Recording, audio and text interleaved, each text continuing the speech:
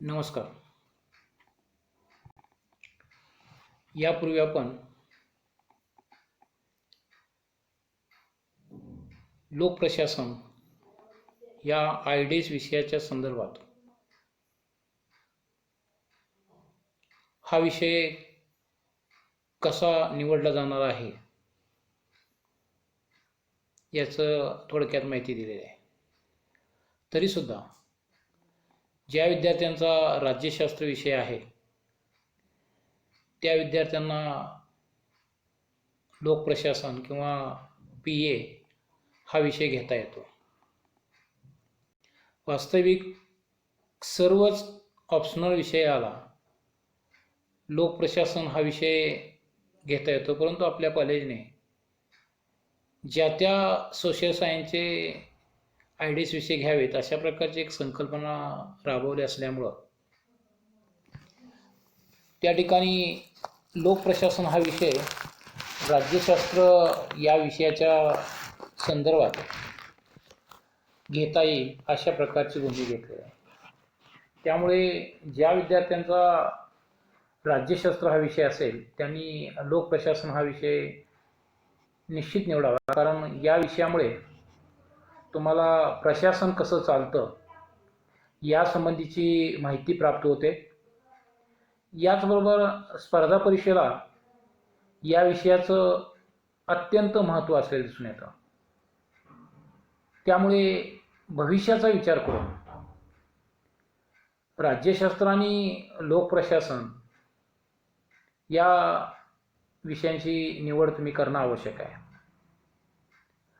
यापूर्वी लोकप्रशासनाचे 2 online lecture झालेले आहेत. त्यामध्ये आपण लोकप्रशासन या विषयाचा जे काही 4 टॉपिक आहेत त्या 4 टॉपिकचे थोडक्यात सारांश विश्लेषण दिलेलं आहे. आज आपण प्रत्यक्षात सविस्तर या ठिकाणी माहिती घ्यायला सुरुवात करतोय. या पेपरमधील पहिले प्रकरण आहे लोकप्रशासन. त्यामध्ये लोकप्रशासनाचा अर्थ, व्याख्या आणि स्वरूप, लोकप्रशासनाची व्याप्ती आणि महत्त्व, आणि लोकप्रशासन आणि खाजगी प्रशासन अशा प्रकारची हा पहिला टॉपिक आहे. यामध्ये लोकप्रशासन हा जो पहिला टॉपिक आहे या टॉपिकचा आपण हा जो पहिला भाग बघतोय तो म्हणजे लोकप्रशासनाचा अर्थ, व्याख्या आणि स्वरूप. आधुनिक काळात लोकप्रशासन हे अत्यंत महत्त्वाचे व आवश्यक शास्त्र म्हणून ओळखले जाते. प्रगत अथवा अप्रगत अशा सर्वच राष्ट्रात लोकप्रशासन आढळून येते. मानवी जीवनाचा सर्वांगीण विकास करणे हे राज्यसंस्थेचे मुख्य ध्येय किंवा हेतू असतो. तो साध्य करण्यासाठी योग्य अशा प्रशासनाची, कार्यक्षम अशा प्रशासनाची गरज असते. आधुनिक काळात प्रत्येक देशात कल्याणकारी विविध योजना, उपक्रम, कार्यक्रम राबवले जातात. त्यासाठी योग्य अशी प्रशासन व्यवस्था निर्माण करणं अत्यंत गरजेचं आहे. आधुनिक काळातील मानवाच्या वाढत्या गरजा, इच्छा, आकांक्षा वाढत असलेल्या दिसून येतात. मानवाच्या सामाजिक आणि भौतिक गरजांची पूर्तता करण्यासाठी प्रशासन व्यवस्थेची नितांत गरज असते. औद्योगिक क्रांती नंतर शास्त्रीय शोध आणि संशोधन, वाढती लोकसंख्या, नागरिकीकरण यासारख्या अनेक कारणांच्यामुळे समाज जीवनात विविध प्रश्न निर्माण झालेले आहेत. त्यामुळे समाज जीवन अत्यंत गुंतागुंतीचं या ठिकाणी बनत असलेलं दिसून येतं. त्यासाठी प्रशासनावरती फार मोठी जबाबदारी पडलेली दिसून येते. राज्याची कार्यक्षेत्रे वाढल्यामुळे म्हणजेच प्राचीन कालखंडामध्ये पासून राज्याचे कार्यक्षेत्र हे पोलिसी राज्याचे स्वरूप होते. म्हणजे कायदा सुव्यवस्था राखणे, परकीय आक्रमणापासून संरक्षण करणे, न्यायदान करणे ही प्रमुख कार्ये प्रशासनाची होती. परंतु आज लोकांच्या वाढत्या गरजा, इच्छा, आकांक्षा पूर्तता करण्याची जबाबदारी कल्याणकारी राज्याच्या संकल्पनेमुळे राज्याने स्वीकारली आणि लोकांना विविध प्रकारच्या सेवा सुविधा देण्याची भूमिका राज्याने स्वीकारली आणि त्यामुळं राज्यांचे कार्यक्षेत्र वाढले आणि त्यामुळं लोक प्रशासनाचं हे महत्त्व वाढलेलं दिसून येतं. आज 21व्या शतकात सर्वत्र प्रशासनाचं महत्त्व वाढू लागलेलं आहे. इंग्लंड असेल, अमेरिका असेल, रशिया असेल, जर्मनी असेल, स्वित्झर्लंड असेल, फ्रान्स असेल, अशा सर्वच प्रगत देशात तसेच आशिया आणि आफ्रिका खंडातील अप्रगत व विकसनशील देशात लोक प्रशासनाचं महत्त्व वाढू लागलेलं आहे.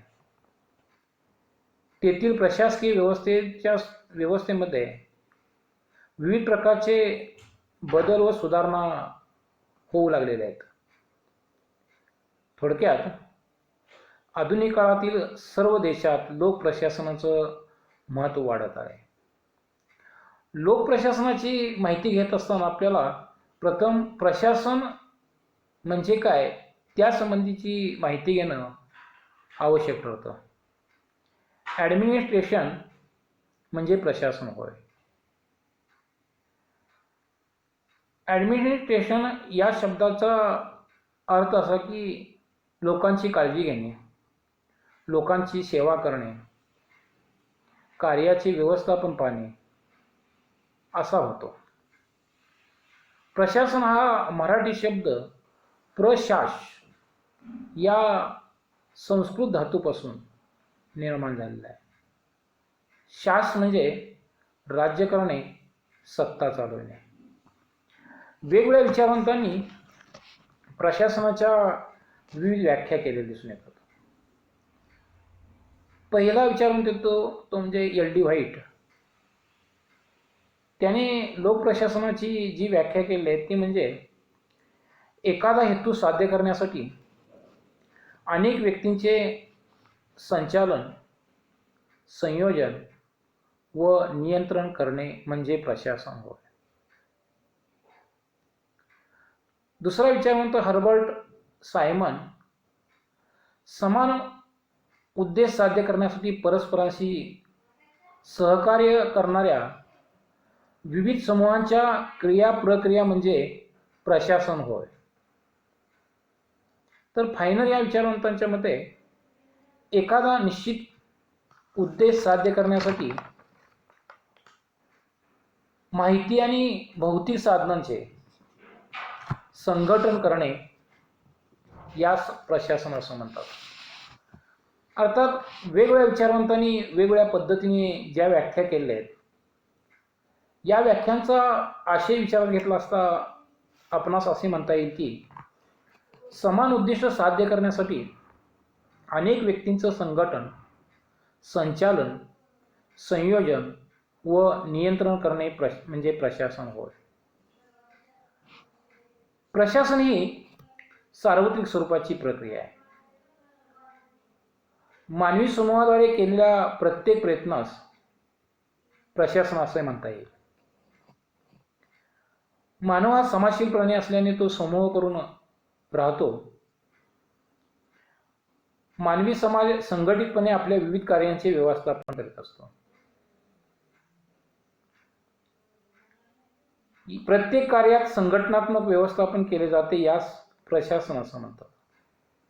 व्यक्तिगत किंवा सार्वत्रिक असे कोणत्याही स्वरूपाचं कार्य असो तिथं प्रशासन ही प्रक्रिया आढळून येते. आणि कोणतेही कार्य यशस्वी करायचं असेल तर प्रशासन अत्यंत आवश्यक असते. प्रशासन प्रक्रियेचा संबंध मानवाच्या प्रत्येक कार्याशी येतो. एखादं मूल जन्माला आल्यापासून ते त्याच्या विविध संस्था समूहाशी संबंध येऊन त्याचे व्यक्तिमत्व घडत असतं. त्यामध्ये कुटुंब असेल, शाळा असतील, क्रीडांगण असतील, मित्रमंडळ असतील, व्यवसाय असतील, या संस्थांशी व्यक्तींचा संबंध येत असतो. अशा वेळी व्यक्तीला विविध प्रकारची कार्ये पार पाडावी लागतात आणि ही कार्ये व्यक्तिगत आणि सार्वत्रिक स्वरूपाची असतात. या सर्व कार्यात प्रशासन आढळून येतं. प्रत्येक कार्यात संघटन, संचलन, व्यवस्थापन, नियंत्रण होताना दिसून येत असतं. एखाद्या मुलाचं नामकरणाचा समारंभ असेल किंवा एखाद्या व्यक्तीचा विवाह समारंभ असेल, त्यामध्ये प्रशासन हा भाग आढळून येत असतो. एवढंच नव्हे तर व्यक्तीच्या मरणानंतर श्राद्धाचा कार्यक्रम असेल तिथं सुद्धा प्रशासन असतं आणि जन्माला आल्यापासून अगदी मृत्यूपर्यंत प्रशासनाची प्रक्रिया आढळून येत असते. प्रशासनाचा संबंध लोकप्रशासनाची विचारात घेतला तर असे म्हणता येईल की लोककल्याणाच्या हेतूने राज्यसंस्थेकडून जी कार्ये केली जातात ती कार्ये प्रशासकीय स्वरूपाची कार्य असतात. अर्थात त्यामध्ये लोक हेतू लोकांचं कल्याण करणं हा हेतू असतो. मग यामध्ये लोककल्याणासाठी आज राज्यव्यवस्थेने जी विविध प्रकारची कार्य जबाबदाऱ्या स्वीकारल्या आहेत, त्यामध्ये वाहतूक व्यवस्था असेल, टपाल व्यवस्था असेल, शिक्षण व्यवस्था असेल, संरक्षण व्यवस्था असेल, आरोग्य सेवा असेल, बँका असतील, पतपुरवठा असेल, अर्थव्यवहार असेल, या सर्व गोष्टी संबंधी सरकारला जी कार्य करावी लागतात ती कार्ये लोकप्रशासन या सदराखाली मोडतात. म्हणजेच लोकप्रशासन म्हणजे लोकांच्यासाठी ज्या सेवा शासनाकडून दिल्या जातात त्या सगळ्या सेवा लोकप्रशासन या विभागामध्ये मोडतात असं आपल्याला म्हणता येईल. त्यासाठी शासन प्रशासकीय यंत्रणा उभा करीत असते. मग त्यासाठी सरकारी खाते असतील, महामंडळ असतील, स्वतंत्र नियामक मंडळ असतील, अशांच्याद्वारे ही कार्ये पूर्ण करण्याचा प्रयत्न शासन करत असते. थोडक्यात राज्यसंस्थेच्या क्रिया आणि प्रक्रिया यांचा समावेश लोकप्रशासनात होतो. प्रशासन हा शब्द सुद्धा अनेक वेळा विविध अर्थाने वापरला जातो. काही लोक सरकारला प्रशासन म्हणतात, काही लोक मंत्रिमंडळाला प्रशासन म्हणतात, भारतीय प्रशासन, अमेरिकन प्रशासन, काही वेळा देशाची जी कार्यकारी प्रमुख व्यवस्था असते म्हणजे मंत्रिमंडळाची व्यवस्था असते त्याच विभागाला फक्त प्रशासन म्हणतात. काही वेळा व्यक्तीच्या नावानुसार सुद्धा प्रशासन व्यवस्था विचार घेतली जाते. पंडित नेहरूंचं प्रशासन, त्याचप्रमाणे मोरारजी देसाईंचं प्रशासन, अशा प्रकारे एखाद्या व्यक्तीच्या नावाने सुद्धा प्रशासन, म्हणजे प्रशासन या शब्दाला वेगवेगळ्या अर्थाने वापरण्याची पद्धत आहे. समाजातील प्रत्येक कार्यात प्रशासन आढळतं आणि तसेच प्रशासनाच्या कार्याची व सार्वजनिक नीतीची अंमलबजावणी करताना ज्या क्रिया आणि प्रक्रिया आढळून येतात त्याच प्रशासन असं म्हणतात. आपण या ठिकाणी प्रशासन या शब्दाचा थोडक्यात अर्थ आपण समजून घेण्याचा प्रयत्न केलेला आहे. प्रशासन या शब्दाबरोबरच लोकप्रशासन या घटकाचा सुद्धा आपल्याला या ठिकाणी अर्थ जाणून घेणं आवश्यक आहे. लोकप्रशासन म्हणजे लोकांसाठी असलेले प्रशासन. लोकप्रशासनातील लोक हा शब्द राज्यातील सर्व लोक या अर्थाने वापरला जातो आणि पब्लिक हा शब्द याचा अर्थ सार्वजनिक असा असतो. राज्यातील संपूर्ण जनतेच्या हितासाठी सरकारकडून जी विविध प्रकारची कार्ये पार पाडली जातात ती कार्ये पार पाडण्यासाठी विविध प्रकारचे संघटना निर्माण केले जातं.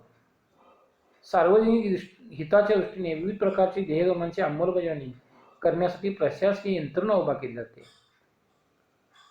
लोककल्याणाची कार्ये सरकारच्या विविध विभागाकडून पार पाडली जातात. त्यामुळे लोकप्रशासनाला सार्वजनिक प्रशासन, सरकारी प्रशासन असंही ओळखलं जातं.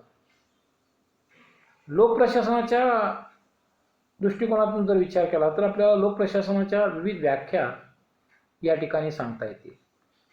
लोकप्रशासनाच्या बाबतीत एल.डी. व्हाईट यांनी सांगितलेली व्याख्या, लोकप्रशासनात अशा सर्व कृतींचा व कार्यांचा समावेश केला जातो की ज्याचा उद्देश सार्वजनिक ध्येय धोरणांची पूर्तता आणि अंमलबजावणी करणे हा असतो. वुड्रो विल्सन यांच्या मते कायद्याची तपशीलवार आणि पद्धतशीर कार्यवाही करणे म्हणजे लोकप्रशासन. अशा प्रकारे विविध विचारवंतांनी लोकप्रशासनाची व्याख्या केली आहे. त्यामध्ये सायमन, स्मिथबर्ग आणि थॉम्सन यांच्या मते राष्ट्रीय सरकार, राज्य सरकार आणि स्थानिक सरकार यांच्या कार्यकारी शाखांच्याकडून किंवा विभागाकडून ज्या कृती केल्या जातात त्या कृतींना लोकप्रशासन असं म्हटलं जातं. तर लोकप्रशासनाच्या बाबतीत विविध विचारवंतांनी वेगवेगळ्या प्रकारच्या व्याख्या केलेल्या आहेत. लोकप्रशासनाच्या विविध व्याख्यांचा आशय विचारात घेतल्यास असं दिसून येते की लोकप्रशासनाच्या व्याख्या व्यापक आणि मर्यादित अशा दोन दृष्टिकोनातून केल्या जातात. सार्वजनिक हिताच्या दृष्टीने शासनाला करावी लागणारी सर्व प्रकारची कार्ये लोकप्रशासनात विचारात घेतली जातात. अर्थात लोकप्रशासनाची व्याख्या संकुचित अर्थाने विचारात न घेता, म्हणजेच कार्यकारी विभागाचाच फक्त लोकप्रशासनात विचारात न घेता शासन व्यवस्थेच्या तिन्ही विभागांच्या कार्यांचा विचार लोकप्रशासनात व्हावा असं काही विचारवंतांचं मत आहे. आणि त्यामुळं लोकप्रशासन म्हणजे शासन व्यवस्थेने जे काही विविध प्रकारची कार्ये, सार्वजनिक स्वरूपाची कार्ये पूर्ण करण्यासाठी, जे अंमलबजावणी करण्यासाठी जे प्रयत्न केले जातात त्याला लोकप्रशासन असं म्हणतात. लोकप्रशासनाच्या बाबतीत आपल्याला व्याप्ती या स्वरूप या दृष्टिकोनातून विचार करत असताना लोकप्रशासनाचं स्वरूप कसं आहे, लोकप्रशासनाच्या स्वरूपाच्या दृष्टिकोनातून आपल्याला विचार घेत असताना लोकप्रशासन म्हणजे सार्वजनिक स्वरूपाचं कार्य या दृष्टिकोनातून विविध प्रकारचे आज कार्य शासन व्यवस्थेकडून केले जातात. या कार्यांच्याकडे पाहण्याचा दृष्टिकोन जो काही वेगवेगळ्या विचारवंतांचा आहे त्यांच्या विचारसरणीतून त्या ठिकाणी प्रशासनाच्या स्वरूपाचा विचार केला तर आपल्याला लोकप्रशासनाच्या स्वरूपामध्ये विचारवंतांच्या मध्ये मतभेद असलेले दिसून येतात. त्यामध्ये दोन प्रकार या ठिकाणी असलेले दिसून येतात. त्यामध्ये पहिला जो दृष्टिकोनाचा अभ्यास आहे किंवा पहिला प्रकार जो आहे तो म्हणजे सर्वव्यापी किंवा संकलित दृष्टिकोन. लोकप्रशासनाच्या स्वरूपामध्ये हा एक स्वतंत्र दृष्टिकोन किंवा विचार या ठिकाणी असलेला दिसून येतो. जेव्हा एखादं उद्दिष्ट साध्य करण्यासाठी संघटनेतील सर्व घटकांचा आणि त्यांच्या सर्व कार्यांचा समावेश लोकप्रशासनात केला जातो तेव्हा त्या संकलित किंवा सर्वव्यापी दृष्टिकोन केला असं म्हटलं जातं. सार्वजनिक महामंडळ असेल, शासकीय खाती असतील, खाजगी व्यवसाय असतील, उद्योगधंदे, कारखाने, बँका अशा विविध संघटनातील सर्व घटकांचा आणि कर्मचारी वर्गाचा, या कर्मचारी वर्गाच्या कार्यांचा प्रशासनात समावेश केला जातो. त्याला सर्वव्यापी दृष्टिकोनातून विचार केलेला आहे असं म्हणता येईल. प्रशासनातील जे काही संघटन असतं त्या संघटनेतील सर्व कर्मचारी, कनिष्ठ लिपिक असेल, शिपाई असेल, विभाग प्रमुख असेल, शाखा प्रमुख असेल, विशिष्ट वरिष्ठ अधिकारी असेल, संघटनेचे प्रमुख अधिकारी असतील, संबंधित सहाय्यकारी कर्मचारी असतील, संबंधित राजकीय कार्यकारी प्रमुख असेल, मंत्री असतील, संचालक मंडळ असेल, सल्लागार मंडळ असेल, इत्यादी सर्व घटकांच्या कार्याचा समावेश लोकप्रशासनाच्या संकलित किंवा सर्वव्यापी दृष्टिकोनात केला जातो. म्हणजेच एखादं प्रशासन, एखादा विभाग जर विचारात घेतला तर त्या विभागात कार्य करणाऱ्या कनिष्ठ कर्मचाऱ्यापासून ते वरिष्ठ कर्मचाऱ्यापर्यंत आणि याशिवाय जे सहाय्य करणारे इतर घटक आहेत, स्टेशनरी पुरवणे असेल, तंत्रज्ञान माहिती देणारे किंवा तंत्रज्ञान दुरुस्त, एखादी यांत्रिक दुरुस्ती करणारे कर्मचारी असतील, हे जे सहाय्य करणारे कर्मचारी आहेत हे सुद्धा ज्या वेळेला प्रशासनाच्या विभागामध्ये समाविष्ट होतात त्याला सर्वव्यापी किंवा सर्व संकलित दृष्टिकोन असं म्हटलं जातं. संघटनेतील सर्व घटकांचा त्यांच्या संबंधित कार्यांचा समावेश केला जातो. त्यामुळे या दृष्टिकोनाला सर्वव्यापी दृष्टिकोन असं म्हणतात. शिक्षण खातं असेल, पोलीस खातं असेल, आरोग्य खातं असेल, असं कोणतेही खाते असेल त्याच्यात त्या खात्यातील सर्व विभागांचा, त्याच्या उपविभागांचा कार्याचा समावेश सर्वव्यापी दृष्टिकोनात केला जातो. त्यामुळे सर्वव्यापी दृष्टिकोनात अगदी लेखापरीक्षण करणं असेल, अर्थसहाय्य करणारा वर्ग असेल, त्यांचाही सहभाग होताना दिसून येतो. थोडक्यात प्रशासकीय संघटनेचे उद्दिष्ट साध्य करण्यासाठी जे जे घटक, जे जे कर्मचारी, सहाय्यकारी यंत्रणा सहाय्यभूत ठरतात, सहाय्यकारी ठरतात, त्या सगळ्यांचा अभ्यास सर्वव्यापी दृष्टिकोनात केला जातो. यामध्ये एल.डी. व्हाईट असतील, हेनरी फॉयल असेल, एफ.एम. मार्क्स असेल, या विचारवंतांनी या सर्वव्यापी दृष्टिकोनाचा पुरस्कार केलेला दिसून येतो. संकलित दृष्टिकोनामध्ये संघटनेच्या विविध घटकांचा परस्पर संबंध आणि त्यांची कार्ये यांचा समावेश त्यामध्ये केला जातो.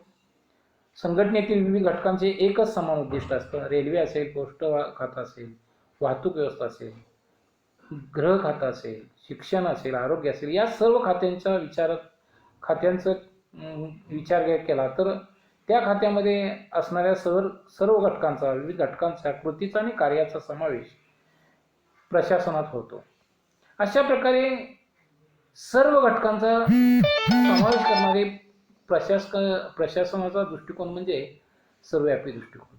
दुसरा जो स्वरूपामधील दृष्टिकोन येतो तो म्हणजे व्यवस्थापनात्मक दृष्टिकोन.